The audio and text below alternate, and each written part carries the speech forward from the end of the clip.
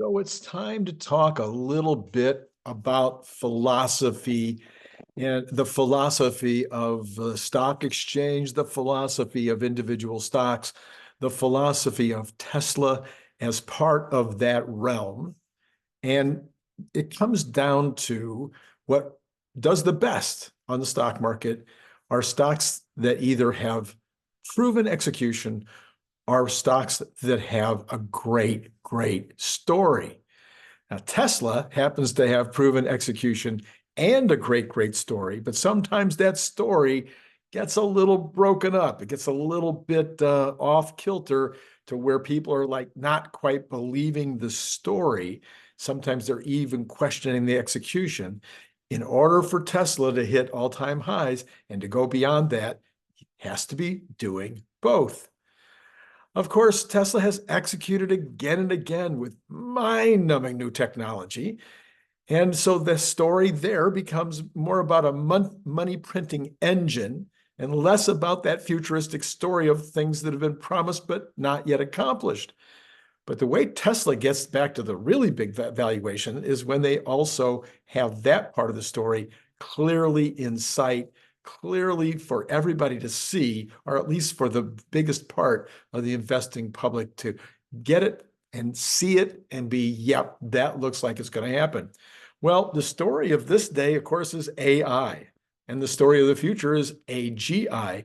And Tesla has a huge lead in both. I've been talking about that on program after program all this week because FSD version 12.3 has shown us, it's really shown us that Tesla has a massive lead in this category. Let me just repeat it in a very short way again, because the FSD has the ability to see the real world in detail, to understand that real world to the extent that it needs to in order to do what it has to do. It does that very, very fast, very, very completely. Then it has to plan, has to use that real world information to be able to plan a strategy, plan an attack, plan a method of operating, and then translate that into actions. And it does that all through just vision. And it does it so fast, it does it in milliseconds. It does it in fractions, little tiny fractions of a second, whereas all the other systems out there are merely chasing words. They're chasing pixels. They're chasing it within a realm which is much more reducible, not like the real world is. And they're doing it in a way that is very slow, very, very slow by any comparison to what's happening in the world of FSD. So the headlines that are coming near term will solidify the story of Tesla. It'll show that Tesla is at the forefront of technology. Most investors out there today do not believe that. They think it's NVIDIA, Microsoft, Meta, all these different companies. They think they're really at the forefront of AI and AGI. It's only a small sliver of these people that already recognize what Tesla is doing and recognize that that proves where they are in terms of the others, and that is way, way ahead. You and I know it, but the average investor out there who follows 20 stocks and doesn't spend an hour a day on Tesla, they don't get it. All right. So what is going to happen that is going to help them to get it? So this is kind of my analysis of what's going to happen over the next weeks and months that will help these other investors to go, oh, I see. Oh my gosh. So number one, and I didn't make this up. This is other folks have been saying this for a couple of days on X and other places. I just really think it's like the number one most important at this exact moment, not later in the month, not later in the year, but right now, this is going to be what's going to really start to turn some heads. And that will be steady and fast improvements in FSD and clarity about the impact of those updates. In other words, when will beta be actually removed?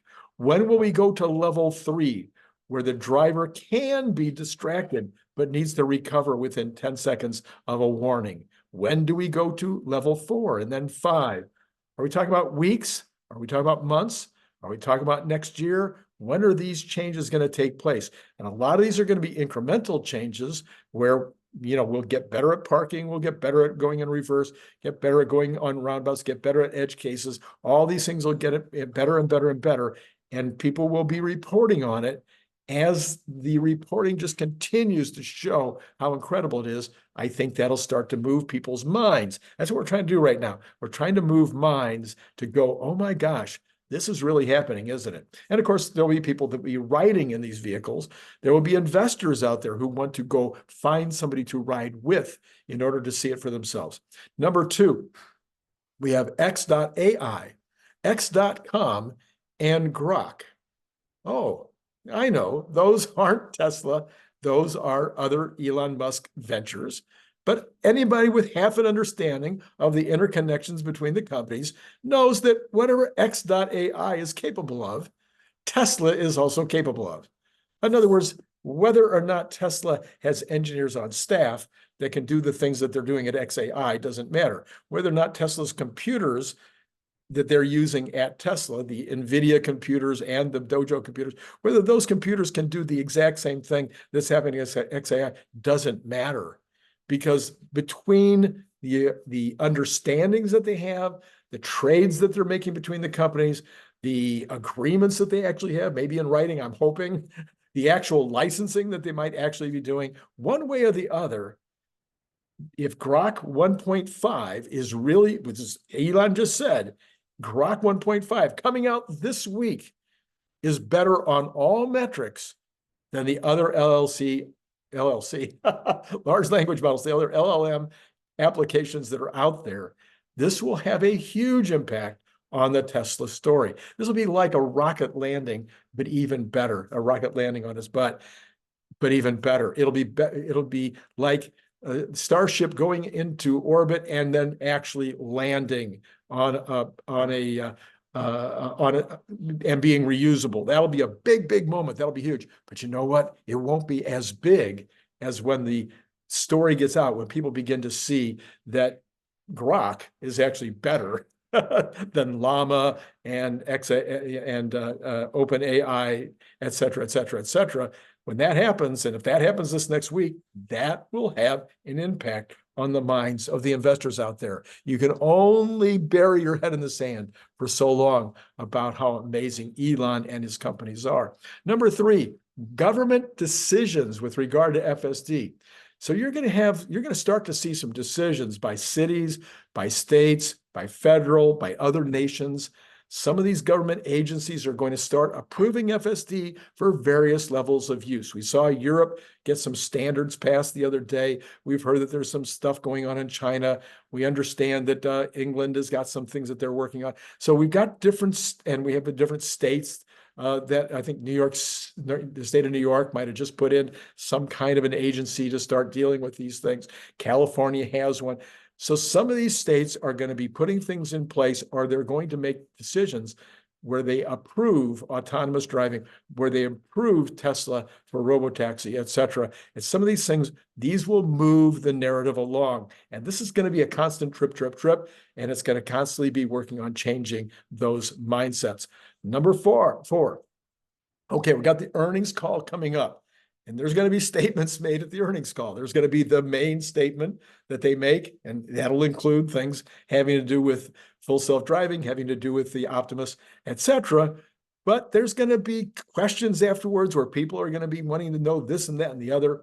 Well, for instance, if Tesla has decided to increase the percentage completed for the accounting purposes of how they're accounting for FSD.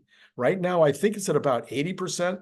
They're able to take 80% of the profit. Maybe I'm wrong on that number by a little bit, but they're taking about 70 or 80% of the earned. So they have the cash in the bank, but they can't show it on the earnings. So there's a bunch of money set aside for when Tesla says, oh, well, now it's 90% complete, or now it's 100% complete. So if we get some information about that at the earnings call, whether it's this earnings call or whether it's the next one, if we start to see that they're taking more and more of a percentage of the FSD as something that they can report as earnings, that'll be a tell. That'll be a definite thing that the street will pay attention to. And when it gets to 100%, that will be significant.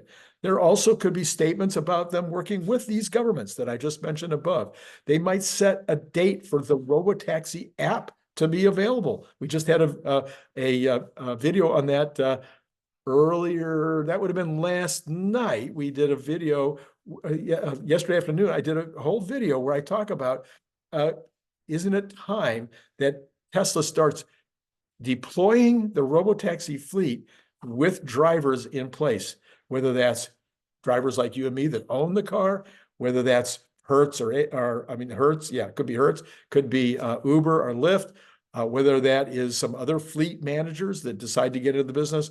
However they want to do it, they need to start now to deploy that app, to start marketing these services, even while they have a supervised driver in the seat that's doing it. I think that's going to happen, but that might be announced. That could be announced at an earnings call. That could be announced in the questions. We could ask the question, will you do a ride share type situation while you still need a supervisor? They could also talk about deals that they might make with Uber. They might talk about the status of Dojo. Where are we in that line, in that curve of development of Dojo to hitting the 100 exaflops? I think it is. I'm always forgetting which kind of flops it is that they're trying to shoot for, but I think it's 100 exaflops. Anyway, they might also be talking about the statistics on interventions, statistics on accidents, about FSD being added to the Semi or to the Cybertruck, because both the Semi and the Cybertruck so far don't have FSD. Maybe they'll make some announcement about that, or somebody will ask questions. When's the Cybertruck going to get FSD? It'd be nice to be able to see that they're able to deploy FSD in these other vehicles. Why? Well, because we're hoping they're going to want to also deploy it in some Fords or some General Motors or some even BYD vehicles. So these will be important things that maybe we'll hear more about. And then how about Optimus moving at human speeds or even faster for all learned tasks? You know, I had this idea this morning. Maybe it's possible that it's not just a matter of each task you learn, doing it slow and then a little faster, a little faster, a little faster. Maybe it's kind of going to be a thing where once the Optimus is able to do things at human speed, then each new learned task will be at human speed as well. I'd love to ask Scott what he thinks about that one. Anyway, you get the idea. These are the kind of things that might come up at the earnings call. There could also be any data. We have the FSD testing starting right now, and people, you know, they're able to do the 30-day test and then make a decision with regard to taking a subscription or not, or buying it outright. So what's the data coming out of that? How many people are adding themselves to the subscriptions? How many, what about improved data collection? How much more data are they getting as a result of that test? As a result of allowing people to deal with when they pick up their car, they have this 20-minute or half an hour ride where the customer service person helps them to understand FSD. What's that impacting? What are the impacts of those decisions in terms of more car sales, in terms of more data collection, or in terms of more FSD uptake? Then number 5, what about any licensing deals? It would only take one. It would change the entire picture, just like it did when the Charger standard started to be picked up by Ford. We had a very nice increase that day. I want to say it was 10% increase the day after Ford announced that they were going to come over to the NACS system. Well, what if Ford make an announcement, or what if BYD or any company, I don't even care, it could be one of the smaller companies, it could be a Nissan saying, okay, we've got to deal with Tesla. We're going to do FSD on our cars as well. Or it could be a FSD on a robot. It could be Figure or any one of these other 24 companies say, well, we think we got some pretty cute hardware here. But what we're going to do is we're going to license the software from Tesla because they're just years and years ahead. It just makes more sense for us to do that. Maybe there would be also licensing for the use of Dojo or for manufacturing AI. These would be, again, the kind of things changing the mind of the investor that Tesla is an AI robotics company, not a car company. Well, okay, number 6, between now and earnings call, I'd love to see another video of Optimus with substantially improved skills again. I mean, really off the chart skills that are beyond what any of the other 23 are doing Obviously, would love to see it with speaking ability, but just doing things faster and better and more interesting, or maybe seeing them in the factory, actually on the line, not in a roped off area doing some monotonous task just to see how they're doing. No, really operating as an employee out in the factory. That would be a great video to see. But that also, those kinds of things will be the things that are going to start to change minds. So while Elon, we know that Elon Musk, he doesn't care about the current valuation of the company. In fact, a lot of long-term investors in Tesla don't care about the long-term valuation of the company. But I think he does care, and I know a lot of us care about the perception of the company, kind of as the perception of the company as a force for good. And right now, that means AI being a force for good, not for evil, because that's what Elon talks about all the time. Now, that could easily end up being part of the theme of the earnings call. Elon could be talking in this esoteric way, as he always does, about, well, yes, AI is going to be a force for good. We're going to make sure we're putting in all the stopgaps that will keep it from being a force for evil. And therefore, you need to, go with Tesla, because that's the kind of company we are. Well, many will say, if that happens, many will say, Elon doesn't get what Wall Street wants to hear. They want numbers for the 2024 car sales. They want numbers for 2025. Well, we might get some of those numbers, but Elon's mind is really on the big prize. And the current stock price has zero to do with the big goals that Elon and Tesla are shooting for. And I'm sure 90%, maybe even all of you, are really way more interested in those giant goals, because those giant goals are going to come with a big payday. Well, what I wouldn't give during that next month or so for some of the more serious types at CNBC to snap back at some of the Tesla bears this year and say something to this effect. You know what? It isn't about the cars anymore, except to the extent that they're a razor for the FSD blade. It isn't just about a sustainable future anymore. It's about an abundant future where humanoid robots do all the jobs that humans don't want to do, and where the poorest people on Earth, their standard of living gets more in line with, say, the lower middle class in the United States. Those are the big goals. Those are the amazing things that are coming up in the future. And then some of you out there are saying, well, thanks for that, Randy. It's very optimistic and inspiring, but when will Tesla stock go back to 300? When will it go to 410, as you said it would a month ago? Or when will it go to 700? Will it still go to 700 by the end of 2024? Well, the more that narrative that I just described above becomes intact, the closer we will get. Well, I also believe that sales do need to start improving again. The execution story needs to be there too.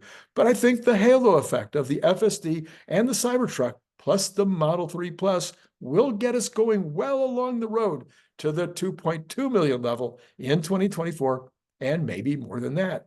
It would help a lot if the Model Y 0.5 or something, the halfway to Juniper Model Y, would happen this year too. But if it doesn't, I still think we can get to the 2.2 million just with what we already have. Now, listen, I'm really sorry to report this. This is a very, I mean, it's really going to make you sad and me sad. You know what? Energy is not going to be a major catalyst. It's not sexy enough. And semi-truck is not going to be a big catalyst. It's not sexy enough. Oh, but they're going to do great. And they're going to do fantastic, and they're going to be huge companies, but they're going to be so dwarfed by FSD, Robotaxi, Optimus, and the Gen 3 story. Well, you know what? In fact, the Gen 3 story will be kind of a, oh yeah, there's Tesla's new compact car, because FSD, Robotaxi, Optimus will be massively bigger, massively sexier, massively more interesting. It's going to take all of the energy out of the room when somebody wants to talk about anything else that Tesla's doing, just like right now. Can you get anybody to have a conversation about insurance or even the charging stations? It's really hard to get people excited about that, given the size of the auto business. Well, guess what? When Optimus is at a couple of $100 billion a year in profits, it's going to be really hard to talk about some of these other things. Anyway, in short, let me summarize. Tesla's story has always been about the future and how Tesla will impact the world, the universe, the United States in ways that will be the most important to the way we live our lives.